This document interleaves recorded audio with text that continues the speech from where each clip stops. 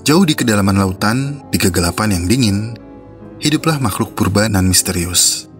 Vampire Squid atau cumi-cumi vampir.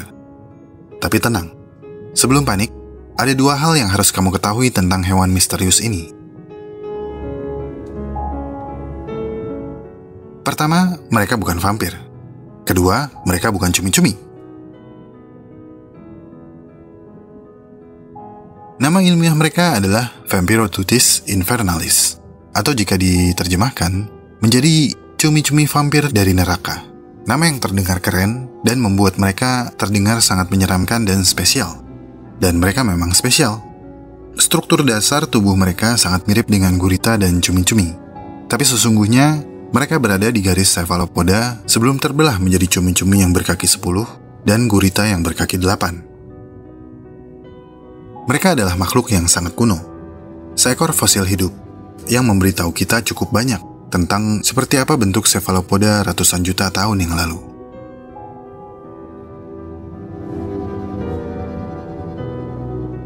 Beberapa tahun yang lalu, kita hanya bisa mempelajari mereka dari fosil yang berusia lebih dari 200 juta tahun. Makhluk ini adalah satu-satunya ordo Vampiromorphida yang selamat dan tidak mengalami perubahan bentuk untuk waktu yang lama. Ini karena ia beradaptasi dengan sangat baik di lingkungannya. Vampiroteuthis hidup di kedalaman sekitar 1.800 hingga 3.000 meter. Kedalaman di mana oksigen cenderung menipis. Zona minim oksigen. Sebagian besar kehidupan tidak dapat bertahan di lingkungan yang sangat minim oksigen ini. Tapi Vampiroteuthis tinggal di sini dengan cukup nyaman. Mereka memiliki tingkat metabolisme yang relatif rendah. Jika manusia memiliki hemoglobin dalam darah untuk menahan oksigen, cephalopoda memiliki pigmen darah yang disebut hemocyanin, yang mampu menahan lebih banyak oksigen. Vampiroteuthis mengapung secara alami dan tidak harus mengeluarkan banyak energi untuk berenang. Video ini direkam dengan real time, dan seperti yang kamu lihat, cumi-cumi vampir ini seperti melayang dengan santai. Hanya sedikit hewan lain yang hidup di habitat ini. Ini berarti tidak banyak predator yang harus dihindari. Tapi ini menimbulkan pertanyaan lain. Apa yang mereka makan?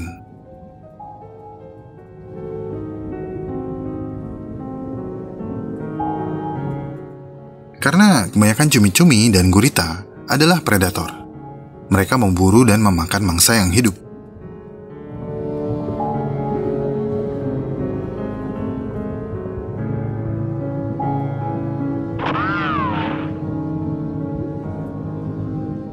Ingat dengan marine snow atau salju laut yang disebutkan sebelumnya?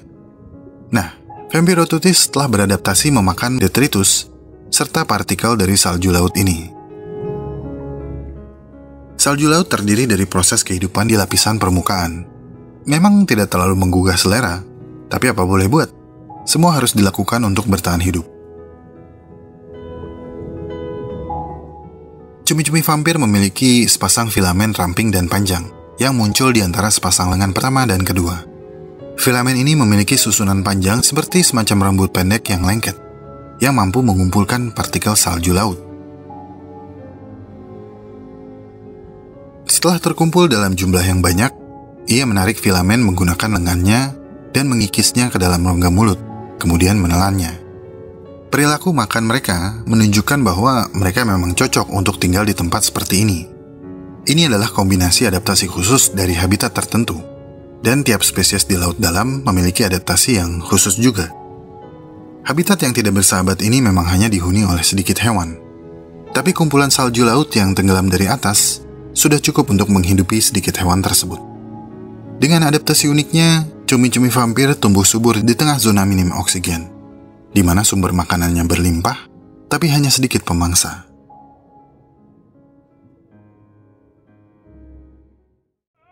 Ini adalah zona senja atau Twilight Zone, titik di mana habitat mulai menjadi kejam terhadap para penghuninya, yang memaksa mereka beradaptasi dengan sempurna dari keterbatasan fisiknya. Tidak sedikit yang harus menghadapi kegelapan seumur hidupnya, sehingga banyak hewan yang memiliki mata yang sangat besar, seperti owlfish misalnya, yang memiliki mata yang sangat besar, yang mampu menyerap cahaya dari segala arah. Teleskop fish memiliki perilaku seperti namanya, seperti teleskop. Mengapung berdiri menghadap ke atas supaya matanya mampu menerima sedikit cahaya untuk membantu melihat mangsa yang lewat di atasnya. Di sisi lain, ikan seperti whalefish memiliki mata yang relatif kecil dibandingkan ukuran tubuhnya. Whalefish tidak bisa melihat keadaan di sekitar mereka,